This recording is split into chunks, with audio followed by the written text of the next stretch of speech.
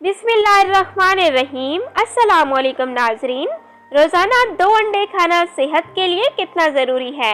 रोज़ाना 2 अंडे खाने से जिस्म में कैल्शियम की कमी नहीं होती और बाल, जिल्द और नाखूनों की बीमारी से भी बचा जा सकता है। 2 अंडे खाने से हमारा कोलेस्ट्रॉल नहीं बढ़ता और ना जिस्म में इजाफी कैलोरीज पैदा होती हैं, जिससे वज़न में भी कमी आती है और हम सेहतमंद रहते हैं।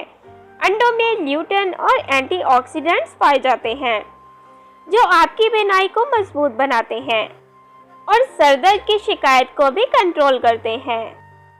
हामला खवातीन की सेहत के लिए बहुत ज़रूरी होते हैं, क्योंकि माँ और बच्चे को जिन ग़िज़ाई अज्जा की ज़रूरत होती है, इनकी कमी 2 अंडे बआसानी पूरी कर देते हैं।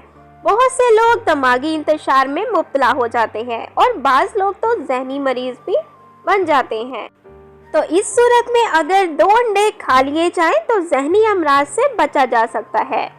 Thanks for watching. Please subscribe my channel.